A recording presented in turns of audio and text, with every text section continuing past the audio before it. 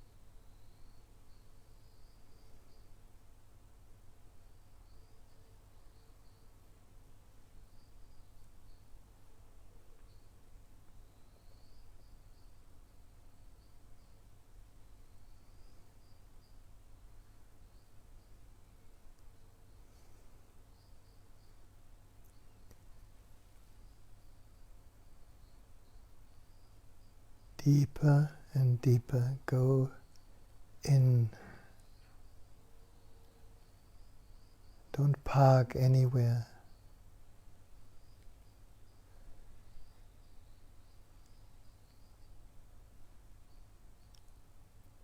The only truth you can find is who you are. Deeper than all experiences.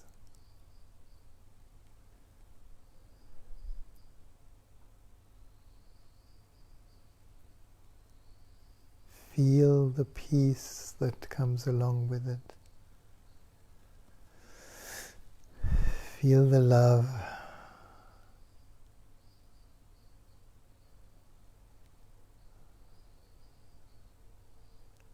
Perhaps the subtle joy for no reason.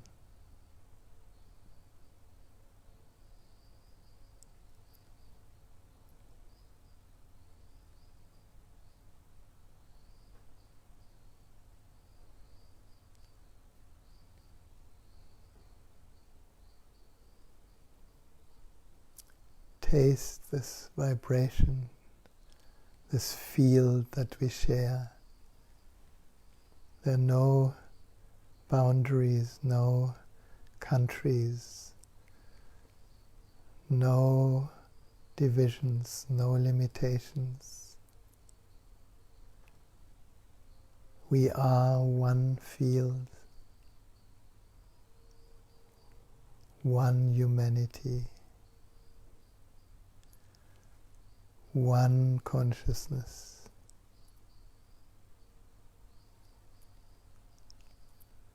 One life.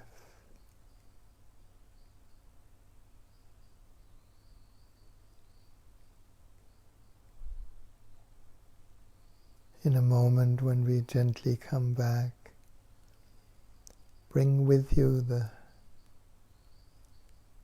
flowers of nothingness.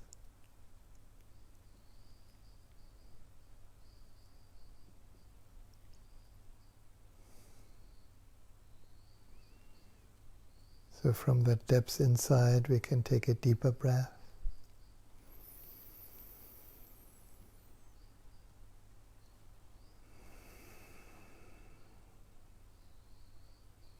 Begin to feel your body again. Maybe a little stretch from the inside.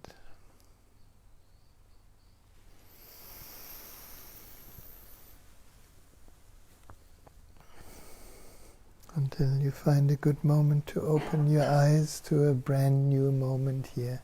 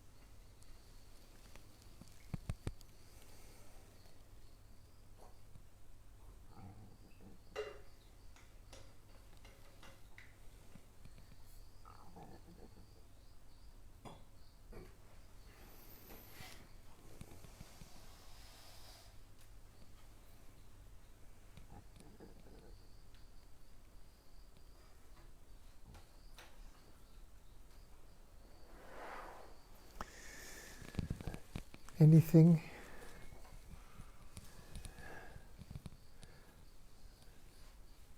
Anything to say? Also, around the world, anything to comment, to ask, to share?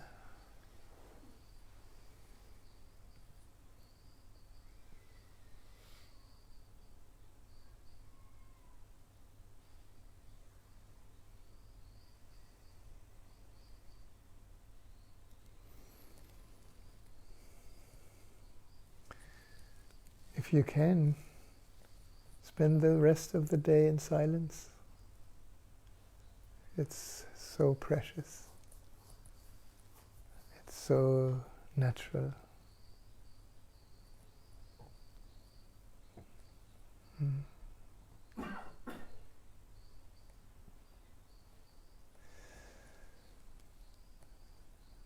And the little announcement, if you want to dive deeper into the space and include the journey, I have a training coming up called Transforming Lives, or Counseling from the Heart. And it's from the 1st to the 6th of October, coming soon. And we will be in the big hall, so if you're interested in it, I think I still have 1 or 2 brochures here.